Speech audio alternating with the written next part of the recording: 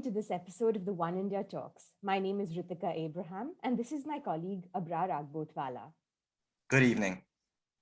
Our guest today has been described as a journalist who is committed to telling the stories of people who cannot do it on their own, a vociferous critic of the current government with her own brand of brave, fiery journalism, an opinion columnist for the Washington Post and author. Please welcome to the One India Talks, Ms. Rana Ayyub. Thank you very much for being with us today. Thank you so much, Ritika and Abrar. It's a pleasure being on LSE OneIndiaTalks. I've been looking forward to this. Thank you very much, Ms. Ayyub. Let's begin by talking about your recently awarded McGill Medal, which is normally awarded to journalists who have exemplified journalistic courage. However, seeing as one of the most common sites on your Twitter seems to be hate or trolling from certain sections of Indian society, do you sometimes feel underappreciated in your own country, and does it feel rewarding to be acknowledged by academic institutions of the sort? Friends and colleagues who, till I released my book in 2016, would meet me in public, who now want me to come over to their house to have coffee so that I'm not seen with them in public. So I don't expect these organizations to kind of acknowledge, to think that I have got some of the biggest international awards. And well, nobody talks about my work in India, that I don't get to write, that I have to write columns in the Washington Post, but I don't get to write a column in any Indian publication, especially the mainstream media.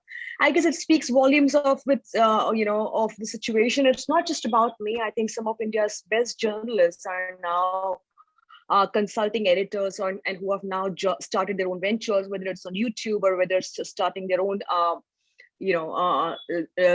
channel or on Instagram or whatever be it. So the fact that the mainstream media has in a way silenced these voices, I think speaks volumes of the way journalism is. But the McGill Award was really a shot in the arm for me, because sometimes you feel that whatever you do, you wonder if your country or people in the world, I mean, we are now, it's like a global village, whether they are with you or do they even understand your struggle. So it is quite heartening. And according to certain sources, during the lockdown in India, you raised 1.75 crores or almost 173,000 pounds to help the downtrodden and most affected parts of the Indian population.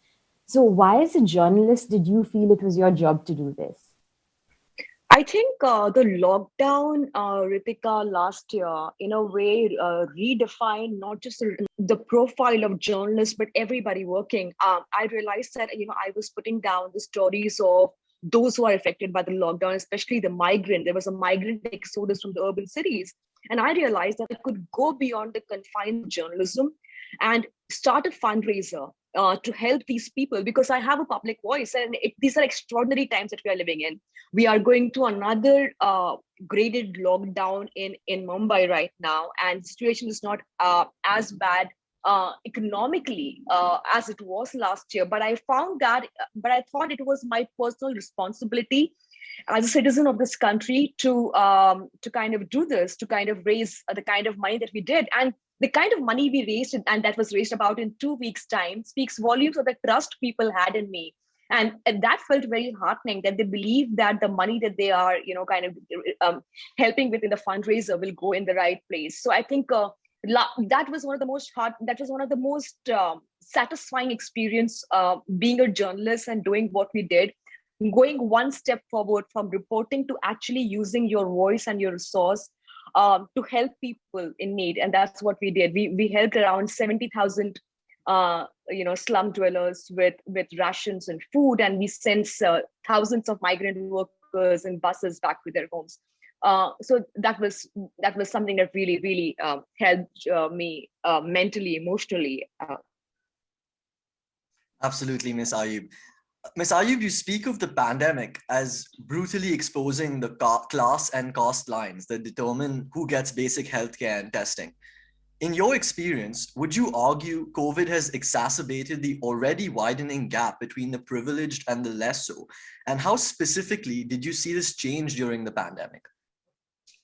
I think what the pandemic did is expose brutally the lines between the privileged and the less privileged, just especially the social classes. I mean, I realized when we were given about a couple of hours before the lockdown was announced, and the rich were stocking their refrigerators with mangoes and avocados and whatnot, and the poor did not even have the money to stock a livelihood for about a day. We are talking about social distancing and physical distancing, but we're talking about a city in which about 100 million people live in slums with close to 8 people living in one house, and you expect them to follow social distancing norms when they don't even have the basic access to sanitation and water. These are people who are, I mean, as we talk, these are people who are in a way um, boxed in those spaces, while we the privileged have our open spaces, we have big houses, and we still crib about a lockdown. And I think while there were a lot of people who did empathize with the poor, I think the way we reacted to the pandemic, the way we were, the fact that there was a migrant exodus from big cities showed that the rich really did not care for the poor. If they did, these were the same people who helped them build their cities. Why couldn't they sustain them in their city? Why did the migrant laborers have to walk bare feet to their villages? I think that it kind of exposed the schism between the rich and the poor. Thank you, Ms. Ayub. And do you think that sometimes your reputation as a journalist who frequently speaks truth to power could sometimes make it either easier or harder for people to approach you with their experiences of interactions with the state? Well, the good thing is that both the BJP and the Congress and all ruling parties in India have a problem, and every party in India has a problem with me. So everybody has a problem approaching me because I have never been easy on anyone, and neither should any journalist be. As far as See, I have a reputation of being an investigative journalist as somebody who went undercover with 8 cameras on my body. So, of course, people, especially politicians, are a bit averse to talking to me. I need to kind of make them understand that, oh, that was a one-off. But yes, speaking truth to power comes with its own limitations. Not everybody wants to be associated with your brand of journalism. People want you to kind of sugarcoat your words, often, to kind of be diplomatic, have this false equivalence in the story that, oh, this is wrong, but I also need to call this wrong because I need to give it a whole picture. I mean, when I tell a story, for me, there is only one truth: there's the oppressor and the oppressed. I don't believe there can be any other version to the story if there is talks about oppression and injustice and communal violence. So I do think that's a drawback that I suffer from, that I can't really sugarcoat my words. Thank you, ma'am. Speaking of institutions in democracy, let's move on to the importance of how independent institutions are very important in any vibrant democracy. Let's start with the media. Would you say that there's a need for a network of support from fellow journalists and colleagues to stand up for each other in the profession of journalism across the world, but especially in India? I think across the world, the solidarity each time me or fellow journalists in India get is mostly from international organizations like the IWMF, CPJ, or the RSF. We do not really have press bodies in India who are strong enough to face the ire of the government. I remember 3 years ago when there was a consolidated effort from the government to kind of intimidate me into silence, with my image mobbed on a porn video and circulated all over on Twitter and all social media. It took about a month for the Editors Guild in India to come out with a statement, by which time the New York Times and five special UN special reporters had already reached out to the Indian government to protect my safety. So I think the Editors Guild of India really is not strong enough, and I want to stick my neck out and say that it is not strong enough to be a force to reckon against the government. I think the Editors Guild of India needs to really grow a stronger spine to face the ire of the government, is because these, like I said, these are unprecedented times. These are extraordinary times for journalism in India, when journalists are being attacked, are being silenced, are being killed journalists are being threatened and intimidated with sedition charges, and you do not see the Editors Guild of India or the press bodies take a stronger stand for journalists, I think they're left to fend for themselves. And I'm talking about the independent journalists. I'm talking about journalists who are not represented by any organization. I'm talking about journalists who are in Mufassal areas, in areas we still are journalists with a voice in urban cities. We still have a social media platform. We still can have our voice amplified. But there are many journalists who do not enjoy the privilege, who are working in villages and who are sitting ducks every day, facing the ire of the government. Ms. Ayyub, you spoke about at the institutional level how there needs to be support and how the Editors Guild is not strong enough. But what about individual journalists and a network of support from individual journalists? Is that also of a necessity in India? So there is a network for women in media in India, but and it does actually every time there is something or the other, or a case against journalists, it does issue a statement. But there still needs to be a sense of solidarity amongst journalists who should not be divided about what they think about each other or personal opinions of each other, or oftentimes they're scared to speak about about other colleagues because they believe that their turn could be next. So I think journalists need to extend this solidarity with each other. I think empathy that you need to have with each other is kind of missing among the journalist fraternity in India right now. We believe that what is happening to others could not happen to us. And I think they should not really be under this misconception that if I or any other journalist is being attacked, they could not be next. And then do you think that the media, as a bastion of the right to free speech, should have a more vested interest in protecting the rights of other independent institutions and their members to register dissent? Absolutely. I mean, we have, I think journalists should speak up for the crumbling institutions in India, whether it is our Supreme Courts or whether it is our police forces.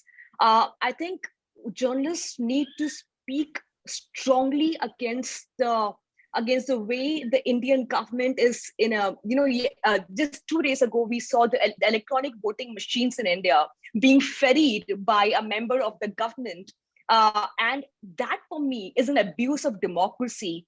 I did not see that story on mainstream television channels. It should have been the top story. Now we are talking about the death of the institutions, which are a hallmark of the Indian democracy. And if that is happening, and we are journalists are mute spectators, and we believe, oh, this is not our mandate.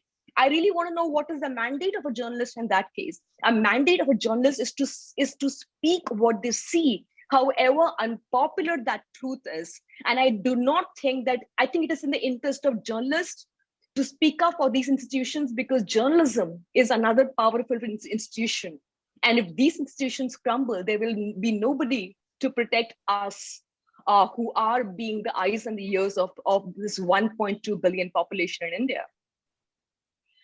Yes, Ms. Ayyub, and staying with the media, but just moving slightly from mainstream media to over-the-top streaming platforms. So according to recently passed rules regarding the government's regulation of over-the-top or OTT streaming platforms, there must now be a 3-tiered system of monitoring. The first 2 tiers encourage these platforms to self-censor the content that they release, and the 3rd tier calls for an oversight mechanism by the center. The Minister of Information and Broadcasting, Mr. Prakash Javadekar, argued that this bill is intended to bring the streaming platforms on a level playing field as broadcasting and print media, and that while the freedom of press is paramount, it needs to come with a certain amount of responsibility. However, this has led to numerous popular TV shows and movies on Amazon Prime and Netflix coming under severe and very close scrutiny. Would you argue that these media platforms, specifically the OTT, require and deserve the regulation that they're getting?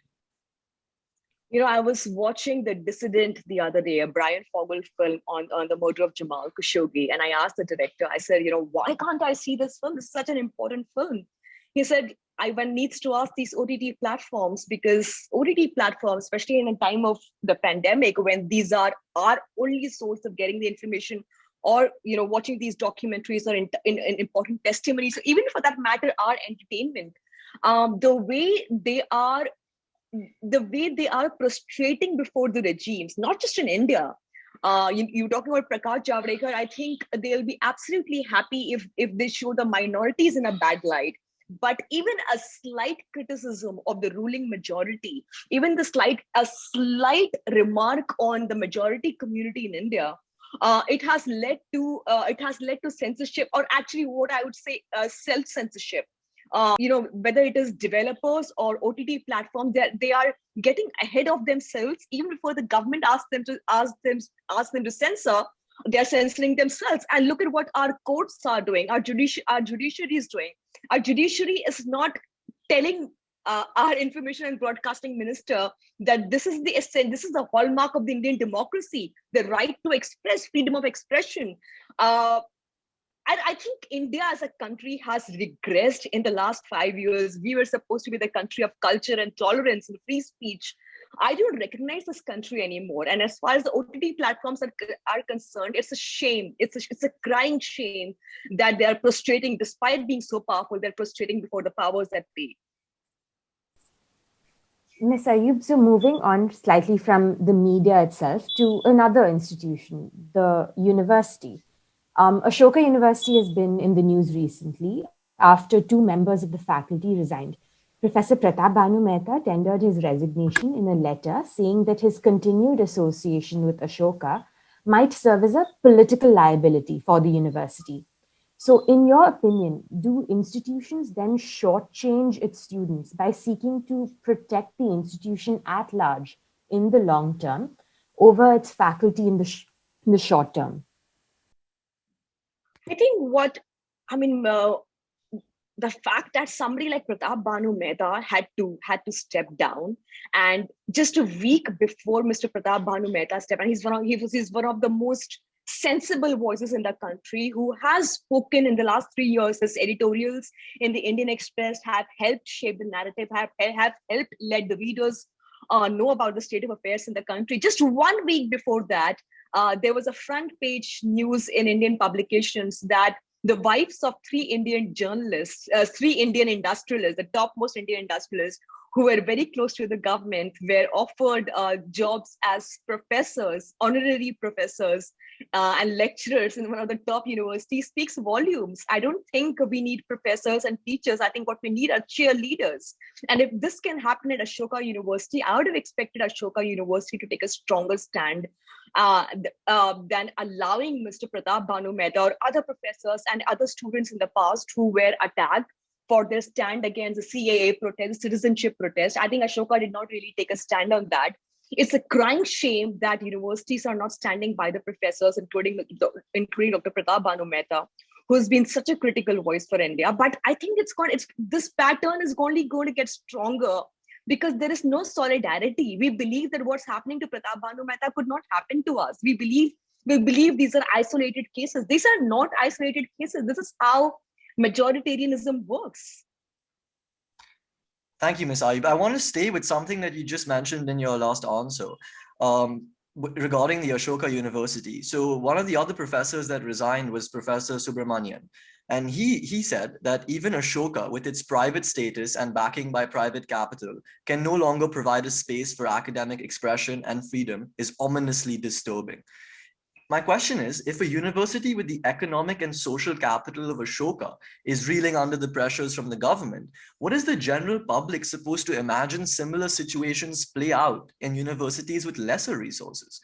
Well, in that case, I'd like to bring the case of Jamia Millia Islamia and Jawaharlal Nehru University, whose students have been targeted and silenced and jailed with sedition in this country, are complicit when it comes to not being a bulwark against the silencing of our students. Ms. Ayyub, continuing on about the idea of freedom of expression and how that's under threat in India today, there's a large amount of cases that one can call out. Specifically, the one that comes to mind is the arrest of a comedian. Well, the fact that a comedian especially let's not forget the religious identity of the comedian. He happened to be a Muslim comedian who allegedly made a remark about Hindu gods, a remark that never happened, and yet had to face months behind bars for a joke that he never made. Speaks volumes of where we are as a country. Comedian Kunal Kamra, who has had the Supreme Court, who was fighting a battle with the Supreme Court of India for his views about the judiciary in the country. I think I think we have, I don't know where we are actually. Sometimes it just stuns me and it numbs me that who speaks in this country? Journalists do not speak, activists do not speak, comedians do not speak. At least, we keep comparing our situation to the United States of America. At least in the United States of America, we have fundamentally strong institutions that protect the citizens from being attacked in the way we are being attacked in India. Thank you, Ms. Ayyub. Staying with the Supreme Court then, very specifically, I'd like to ask you, do you think in recent times, the judiciary in India has taken an increasing inclination towards the executive? The mandate of the judiciary is to ensure that when draconian and discriminatory bills like the Citizenship Amendment Bill, that that basically goes against the very structure of the Indian Constitution, is brought about in the Indian Parliament, the judiciary has just become like basically a stamp, a rubber stamp that just signs on anything that the Prime Minister asks them to do. I know tomorrow the statement of mine could be used against me, but that's what the judiciary has become right now. Thank you for that, Ms. Ayyub. I want to spend a little time discussing the status of women in India today. Scholars in the Journal of Social Issues have argued that the threat of rape acts as an instrument of social control in women. In light of the reportage of a string of rape cases, we wanted to draw on light the largest systemic culture of power, domination, and control in India. Specifically taking the example of the Nirbhaya case. The details of the case, when read, clearly signify a desire or a need to subdue the woman or punish the woman, rather for her transgression for being out late at night, rather than any interest in the woman in herself. Would you concur that rape in India especially has controlling tones attached to it? Well, the Reuters Institute 3 years ago put out a report that India is the most unsafe country for women. And I remember at that point of time, our television channels outraging. How could Reuters Institute, an international, a westernized institute, kind of, bring this, blemish the country's image? Well, unfortunately, that's the truth. How many, we are still talking about Nirbhaya is still a Delhi-centric case. We have to understand that Nirbhaya and the rapes that that are reported on our television channels are still rapes that happen in metropolitan cities. We are not yet talking about Hathras. We are not yet talking about the Katwa rape of a 9-year-old girl in Jammu Kashmir, or who was raped and sedated in a temple premises. And there was a procession to protect the accused and not the victim by members of the ruling government. I think it speaks volumes of this government and a population. After the girl Asifa was raped and killed, she was the most watched girl on pornographic sites for months at a stretch. Can you understand the disgusting mindset of our population? Of course, we're talking about this patriarchy that exists and it's all prevalent. I remember, and it for in India, I think the kind of rapes that we witnessed, especially during a communal carnage, I think what you do is you rape a woman because then you take the respectability of that household. So women are seen as just a status of the character of a household. That if you rape a woman, you kind of show a community their place, or you show a religion their place, or you show a particular household their place. You see the sexualized attack on women in social media in India. You see the way they are attacked. You see every time a woman who is critical of the regime, every time a woman who is a stand-up comedian makes a remark, they immediately morph an image of her with a nude. Why? Because if it's a woman in India, the only way to silence her is character assassination. Because yes, we in India sit in judgment of a woman's character by hearsay. So I think that's something that India needs to reflect, but it's not ready to reflect because It's not ready to acknowledge that there is a problem. India refuses to acknowledge that, yes, we have a gendered problem. And until such time that we acknowledge that there is a gender problem here, we will not be able to solve the problem. And society in general often tends to inadvertently further these traditional notions of men and women as breadwinners and homemakers, respectively. So, would you then argue that this plays a role in furthering the tendencies that you just mentioned? Yeah, absolutely. I mean, I'm often asked, like, look at the questions that women are asked. How do you balance? Women are considered superheroes if like even Indra Nui for that matter. That oh, she is the head of Pepsi, but she also comes home and cook. I mean, I do not see a reason why I should be hailed for something like this. Or why are women asked about will they continue their careers after marriage? Because why is it that women in India especially are always expected to marry men who are elder to them and not younger to them? Because the basic premise is that you are always young enough for your husbands to take care of them. That's the basic premise. A woman is always seen as somebody who can bear a child for her husband. A woman is somebody who's seen as a caregiver for her family. But if she goes out and work, oh my God, she's a goddess. No, she's not supposed to be a goddess. She's not supposed to be doing what she is doing. I mean, if a man and a woman come back home, the woman is expected to make tea for her husband because it's her duty, it's her dharma. It's not something that has happened today. It's happened for generations. Look at our advertisements. How many shirtless men do we see in adverts? If you for a real estate advertisement, we see a woman in a bikini. Why is that needed? I mean, I see there is this woman who's treated as either a goddess or a slut. So there is nothing in between.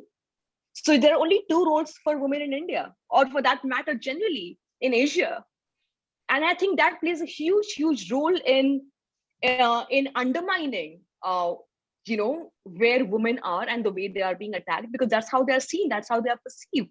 And the moment they get out of the narrative and the domain that is defined for them, they are labeled.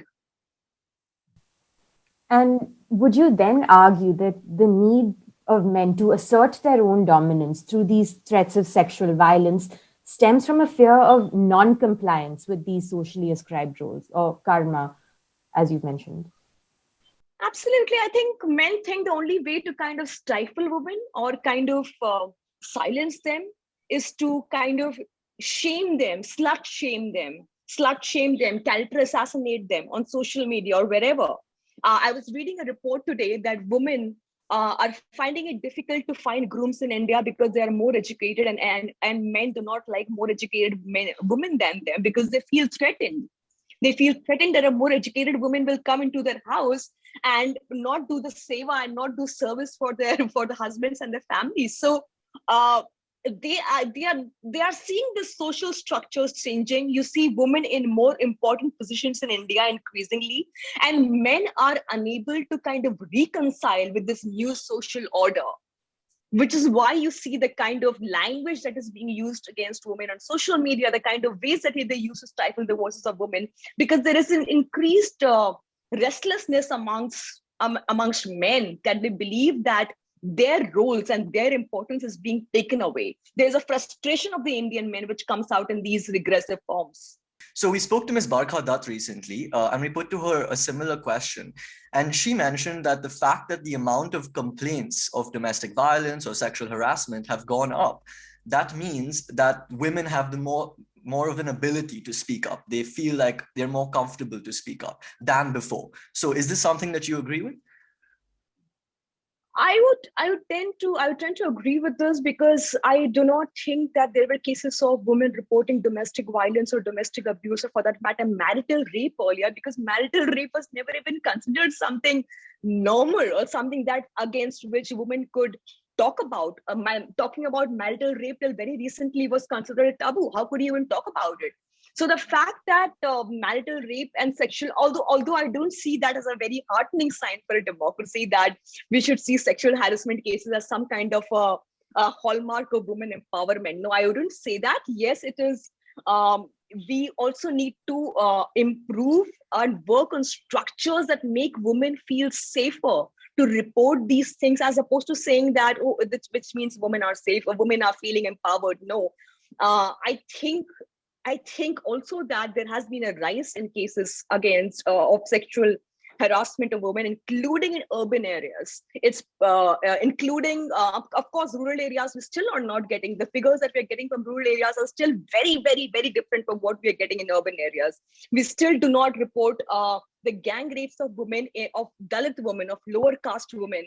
Uh, uh, uh, that are happening in villages day in day out. We don't talk about them yet because well, that really doesn't make for a good story for our mainstream television channel. So I think we need to do a lot more than just expressing our expressing this kind of feeling that I guess that because women are reporting, it's a heartening change.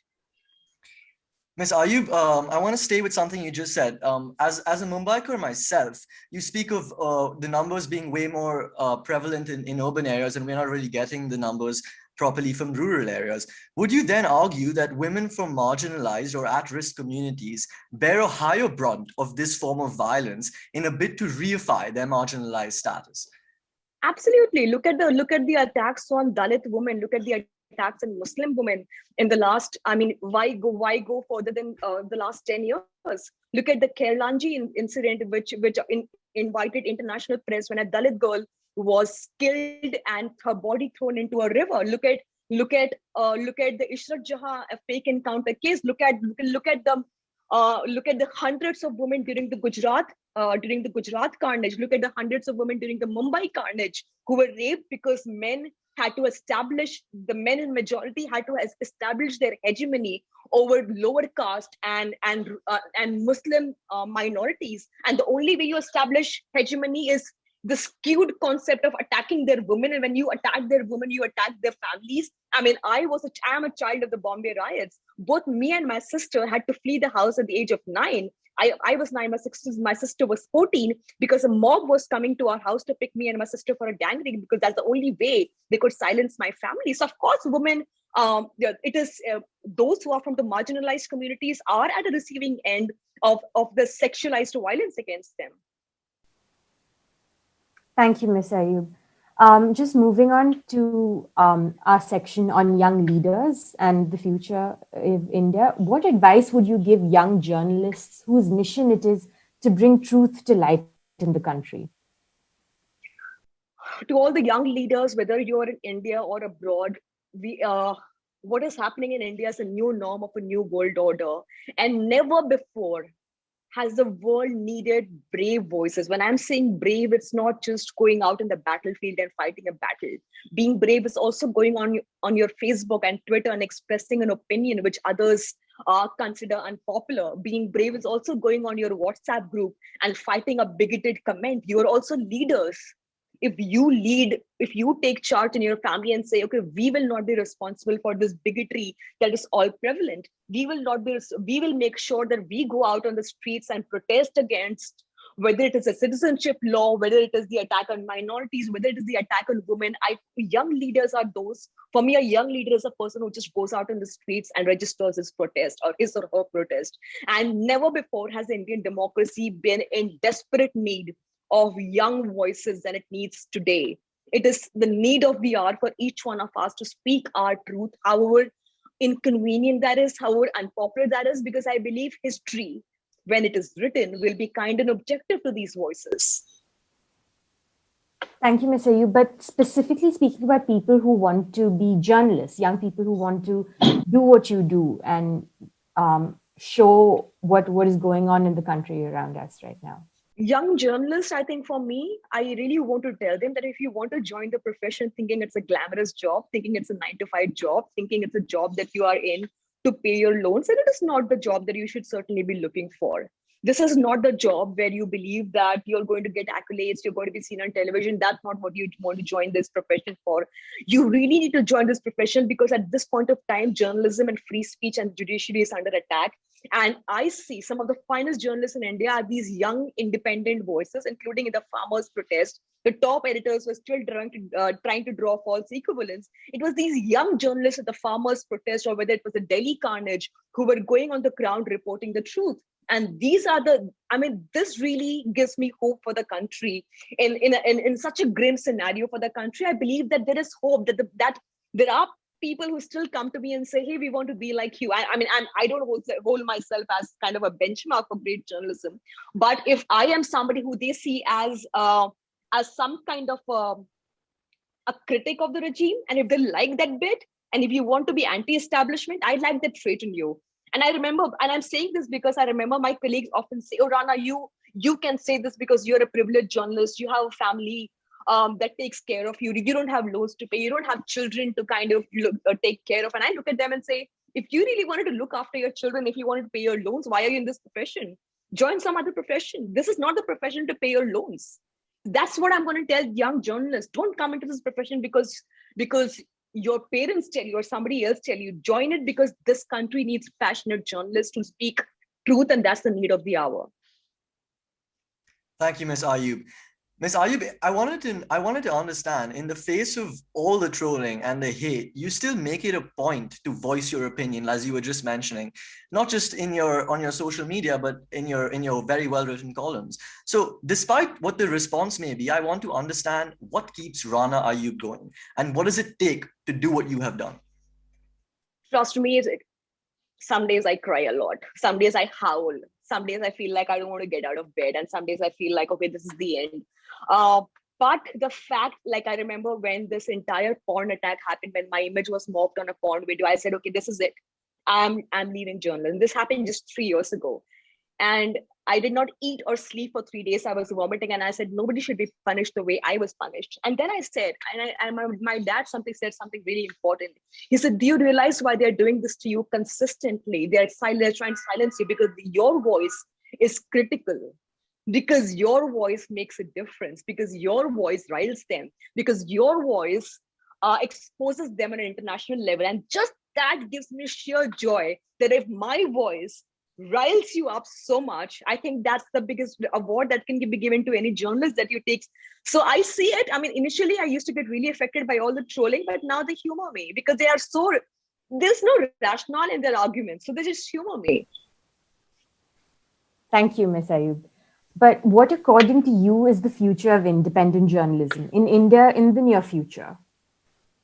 I see a very bright future for independent journalism in India. Should journalists, stick to, and especially these young journalists who are coming, who actually who are coming from some of the topmost universities, who could actually be investment bankers and doing, some really taking up lucrative job offers, but they're actually choosing to be journalists because they are unable to see on a daily basis what's happening in the country. So there is scope for independent journalism, but given the way the government is silencing these voices, whether there was this young journalist who went to Hathras to cover the rape case and was being behind bars for 3 months now, and just this morning a 5,000-page charge sheet has been filed against a journalist for covering the rape of a young girl. I think while there is much hope for independent journalists, I worry for them.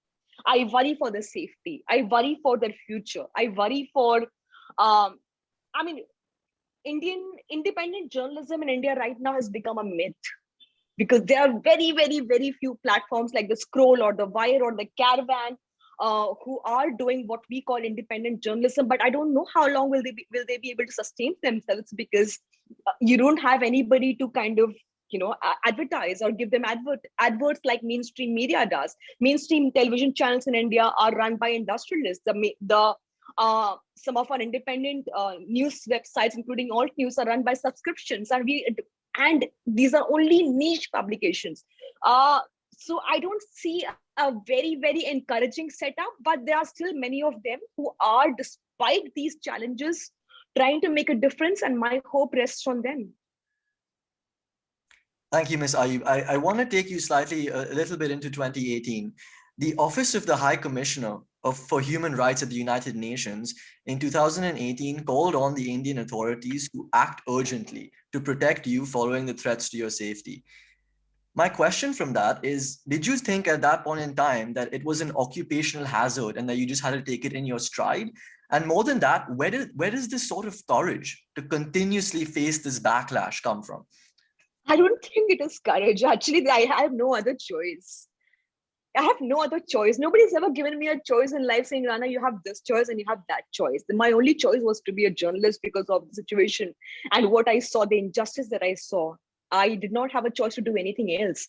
At this point of time, my only choice is to just, I don't know if it's brave. I hate the word brave because I often feel like people use the word brave to tell you that, oh, you speak while we stand behind you. It's like, no, I think the word brave is being used for certain journalists because you place so much responsibility on them that it abdicates the responsibility of other people. I don't think I'm courageous. I think I don't know. I don't know what else can I do with myself. This is the only thing I know. I'm not saying it comes naturally to me, but I'm beyond the point where these things bother me. As far as courage is concerned, I really cannot be somebody who will see injustice on the road and go back to sleep. That it doesn't come naturally to me. So that's all I can do. I mean, this is all I can do. Honestly, there is nothing extraordinary about it. And lastly, as we look to celebrate India's 75th year of independence in 2022, what, in your opinion, does India look like at that time? And what kind of positive changes, more specifically, can young Indians have to look forward to? Pritika, I really wish I had an optimistic answer to something like this. I really, really, really wanted to give you a very optimistic answer. But as I see India at this point of time, it is going down this deep hole where I think the idea of India would be difficult to redeem. I think every day is an attack on the very conscience of every Indian. Every day in India right now increasingly is an attack on our democracy, on our fundamentals of our democracy, on our pluralism, on our secularism, on everything we thought was so Indian. I remember yesterday reading Salman Rushdie talking about Midnight's Children, and he said Midnight's Children could not have existed in present day India because this is not the India that he wrote the book about. Because in India right now, everything is being seen through the through the prism of religion and caste. So I think India has come to a point of this majoritarian abyss where it will be very, very difficult for it to redeem itself and pull itself out unless some of us really, really, really put our neck out and make an effort. And I don't see that happening on a consolidated level. I think we are all fighting separate battles and we are all fighting in splinters and we're all so divided. I really do not have great hopes for the Indian democracy. I'm sorry to be a cynic and I'm sorry to disappoint each one of you. I wish I could sugarcoat my words and tell you that, oh, it's all going to be, we are going to be the new superpower. Yes, a superpower with no place and a small heart for refugees in the country. I don't consider it a superpower. I don't consider it a great country. Thank you very much for your engaging answers, Ms. Ayub. It was a pleasure having you here. And on behalf of the London School of Economics and the LSE South Asia Society, we want to extend our warm thank you to Ms. Rana Ayyub for being here with us today. We really do appreciate that. Thank you. It's an honor and a pleasure to be with each one of you today. Thank you so much for having me.